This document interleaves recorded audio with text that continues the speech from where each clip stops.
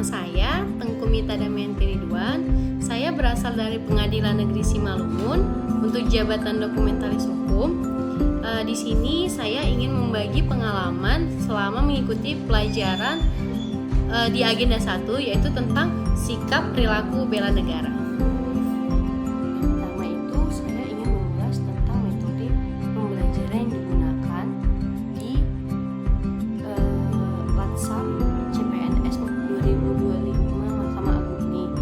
Selama Latsar ini menggunakan metode daring, yaitu Zoom. Nah, di dalam Zoom tersebut kami dibagi menjadi, dalam satu gelombang kami dibagi menjadi 7 kelompok. Dalam 7 kelompok ini masing-masing kelompok terdiri dari 10 orang. Dari 10 orang itu dibagi lagi menjadi 2 subkelompok. Yang pertama itu kelompok 1 dan kelompok 2. Nah, kebetulan saya itu dapat di kelompok 2.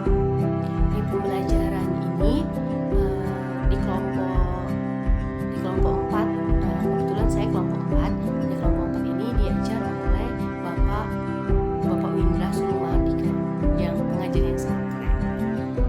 Selama kelas berlangsung, Pak Windra ini memberikan materi dan juga memberikan feedback kepada kami.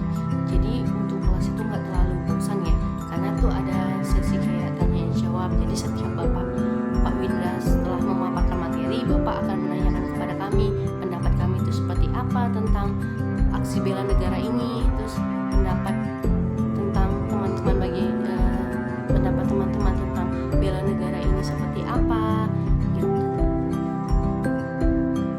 Untuk hari pertama itu kami ada dikasih tugas kelompok.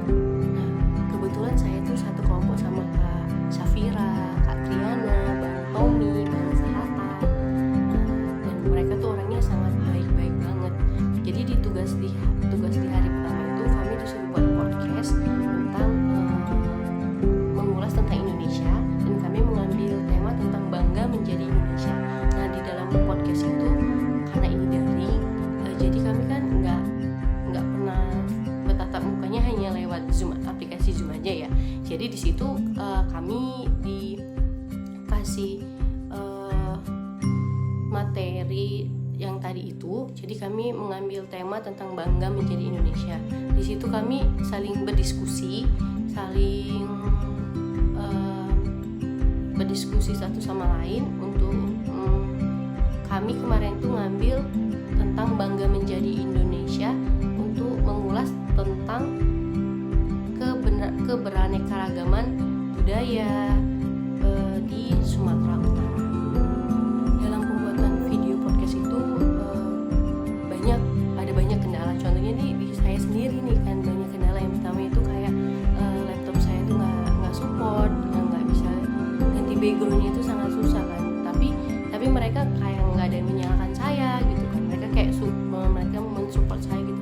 Oh, coba Mbak Mita pakai yang satu lagi nih, coba aja Mbak Mita dari handphone gitu. Mereka kayak memberikan solusi. Mereka tidak menyalahkan saya, kenapa sih nih Mbak Mita ini nggak support gitu kan. Terus saat pembuatan podcast itu kami tuh ada 3 kali tag video, karena tuh yang pertama itu kayak udah mulai podcastnya tapi nggak kesimpan, dan yang kedua itu ada yang nge-record itu tidak masuk ke dalam, nggak masuk ke simpan gitu kan. Jadi yang ketiga lah, yang video yang ketiga ini yang bagus kan, udah yang hasilnya udah menurut kami udah bagus dan udah sempurna lah gitu kan. Nah, saat baru dan tugas ini kan setelah dikumpul besoknya lah ditayangkan. Nah, setelah ditayangkan itu dijabarkanlah masing-masing kelompok hasil podcast yang sudah dikerjakan. Dalam pembuatan podcast ini banyak sih hal yang bisa kita ambil. Yang pertama yaitu kayak kita tuh kayak dengan materi yang bangga menjadi Indonesia itu kita jadi mengetahui nih hal-hal yang nggak tahu, yang sebelumnya kita kayak cuma tahu nih di Sumatera Utara paling cuma tahu kayak tarian tortor dengan Bataknya. Cuman di samping itu kita bisa mengetahui lebih dalam tentang olahraga yang ada apa yang udah go internasional, tentang tempat wisatanya.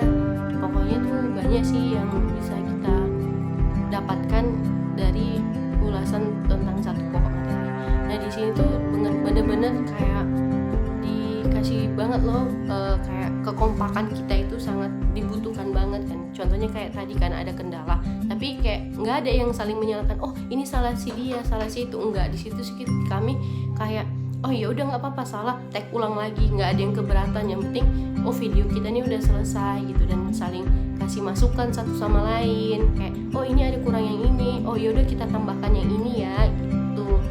Jadi di sini kayak benar-benar kayak dilatih kekompakannya, terus juga kayak kesabarannya gitu kan, karena kan nggak semua orang berpendapat yang sama. Jadi dengan berbeda-beda pendapat itu disatukan dalam satu tugas kelompok itu menjadi ada kata musyawarah juga sih di sini kan, kata sepakat untuk memberikan hasil yang terbaik. Terus yang di hari kedua ini kita tuh ada mengulas isu kontemporer. Nah isu kontemporer itu adalah isu yang masih terus berjalan hingga saat ini gitu. Nah kami di isu kontemporer itu kami dibagi tetap menjadi tugas kelompok, dan itu kami disuruh membuat kayak suatu makalah itu bisa dibilang tuh makalah ya, mengulas tentang isu-isu kontemporer yang ada di Mahkamah Agung. Kami kemarin tuh ngambil 3 isu. Yang pertama itu isu tentang suap, yang kedua itu tentang hedonisme yang ada di lingkungan Mahkamah Agung, yang ketiga itu tentang isu efisiensi anggaran. Nah di situ saya jadi lebih belajar tentang bagaimana cara menganalisis isu-isu yang ada. Itu kemarin itu kami mengambil isu dengan metode USG, dan di situ selain metode USG ada juga isu menganalisis isu dengan cara fishbone, terus juga pohon masalah, dan juga tentang analisis isu metode USG. Nah di situ kami masing-masing diberi tugas, masing-masing memiliki tugas. Ada yang membuat PowerPoint, ada yang membuat untuk PDF-nya, menyusun makalahnya, ada yang mengambil materinya. Jadi kami di situ semua saling kerjasama kan untuk menyelesaikan makalah tersebut. Kemudian di tugas hari ketiga itu ada tugas individu dan juga tugas kelompok. Di tugas kelompok itu kami disuruh buat untuk komitmen dari kelompok. Kebetulan saya kelompok 4. Komitmen dari kelompok 4 itu apa sih selama untuk mengikuti pembelajaran ini gitu kan. Dan tak hanya itu juga, ada juga nih tugas individu nih. Nah tugas individu itu pembuatan video baris berbaris. Nah itu saya tuh kayak nge-flashback di masa SMA. Nah kebetulan tuh di SMA kan saya juga jadi anggota Paskas nih kan. Jadi kayak nge-flashback lagi nih kan, kayak mana langkah tegap maju, terus gimana untuk hormat, balik kanan, balik kiri, balik kiri nggak ada ya, balik kanan, serong kiri, langkah tegap maju, terus maju jalan. Nah di situ tuh kayak nge-flashback waktu zaman SMA dulu sih tentang PBB ini gitu kan. Jadi kayak ngulang lagi nih gitu kan. Ini lanjut kita di tugas yang keempat ya. Nah tugas keempat ini itu kayak rencana aksi bela negara atau RKBN. Itu untuk kegiatan-kegiatan yang bentuk dari implementasi dari kehidupan sehari-hari kita tentang nilai-nilai dasar Pancasila. Nah di situ kita tuh kayak ada indikatornya kan dari nilai-nilai Pancasila itu. Contohnya kayak cinta terhadap tanah air, terus juga bela negara, rela berkorban gitu kan. Terus tentang kayak, nah di situ kita tuh membuat suatu rancangan kegiatan apa sih yang mau kita lakukan gitu kan, untuk sampai ke masa dihabituasi, dan juga nanti di laporan ini rancangan ini nanti laporannya itu dikumpul untuk mendekati aktualisasi. Di situ kita menyusun kayak apa sih kegiatan kita yang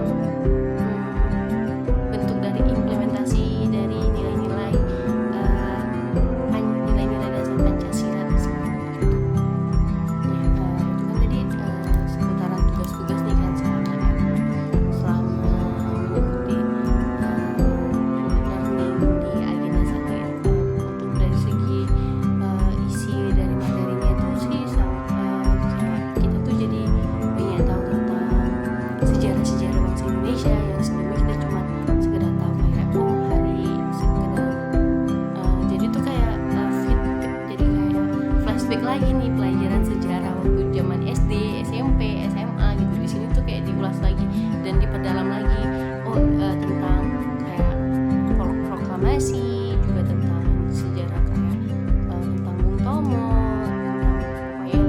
banyaklah hal yang jadi pengetahuan yang kita tahu lagi kan. Nggak cuma itu, kita juga di materi ini kita jadi tahu kayak nilai-nilai dasar Pancasila, kayak ideologi-ideologi di negara kita ini gitu kan. Jadi tuh kayak apalagi itu ada tugas rancangan aksi bela negara kemarin kan tuh kayak jadi tuh kita tuh kayak mengimplementasikan dari nilai-nilai Pancasila gitu. Jadi kita sebagai calon ASN ini, jadi kita tuh kayak kita tuh harus kayak gini, harus kayak gitu sih. Terus nah puncaknya itu tuh di tanggal 26 September 2025 saat itu kemarin kan itu kan kita ada puncaknya itu namanya tuh ASBN, itu aksi semangat bela negara. Sebelumnya tuh saya tuh kayak apa sih ini gitu kan, karena kan tuh kayak ini kan daring gitu kan, kayak mana daring harus melakukan aksi semangat bela api semangat bela negara gitu kan. Karena kan kalau dulu nih waktu zaman SMA nih, saya dulu kan pernah jadi anggota Paskib di sekolah kan.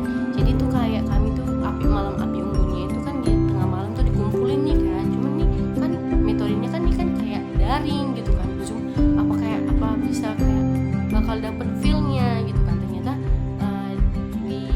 kami tuh melakukan gladi tuh dari jam 1:30 sampai jam 5 sore. Itu ada 3 kali gladi. Pertama gladi kotor, terus yang terakhir itu gladi bersih. Jadi dengan dikomandoi oleh Bapak Lamimi, di situ memang Bapak itu benar-benar tegas banget kan. Jadi kayak kalian tuh nggak boleh toleh kanan toleh kiri saat dilakukan gladi, harus benar-benar serius gitu. Jadi kayak benar-benar dapat feel-nya gitu kan, kayak ngerasa gini ya namanya perjuangan itu gitu kan. Jadi puncaknya itu di waktu malamnya itu kan, acaranya ini kan acara api semangat bela negara ini tuh di jam 8 ya, jam 20.00 waktu Indonesia bagian barat. Nah di situ tuh saya tuh kebetulan saya nggak pulang kan, saya stay di kantor sama teman-teman CPNS yang lain, karena kebetulan untuk di rumah untuk jaringan internetnya tuh jaringan internet saya kurang bagus kan untuk di rumah. Jadi saya stay dari mulai pagi nih sampai nunggu di jam 8 nih kan, jam 20.00 kan untuk acara api semangat bela negara ini kan. Jadi selama berlangsungnya tuh nggak lama acara api semangat bela negara, cuman kayak bener-bener kayak suasana mencengkam, bener-bener hening, bener-bener kayak hikmat, bener-bener diresapi. Apalagi saat kayak waktu kita cium bendera merah putih itu kan, kayaknya rasanya ini semangatku gitu kan, inilah aku calon ASN gitu kan, yang calon akulah ini yang kayak wajah dari Indonesia gitu kan. Apalagi saat pembacaan puisi Bung Tomo yang gimana membaranya, terus menyanyikan lagu Padamu Negeri gitu kan. Itu kayak Mars bela negara tuh kayak bener-bener suasana yang bener-bener kayak di luar ekspektasi saya sih sebelumnya kan. Kayak sebelumnya saya berpikir apa mungkin ini bisa kayak bener-bener kayak bisa menyentuh gitu kan. Itu ternyata tuh kayak bener-bener bisa kayak menyentuh gitu, karena dengan suasana yang di malam hari hening. Jadi dengan cuma satu komando itu bener-bener kayak inilah puncak dari bela negara gitu kan. Inilah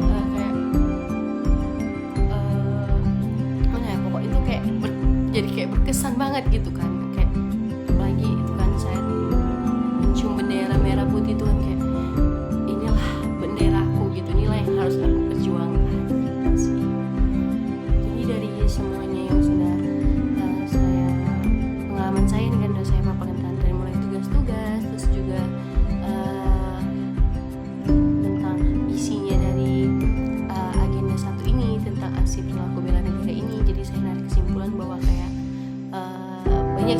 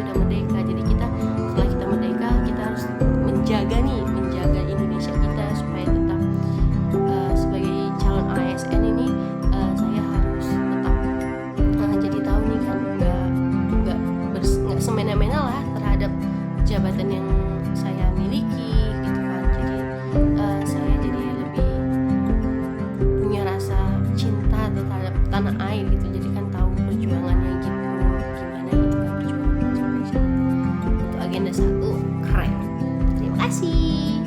Assalamualaikum warahmatullahi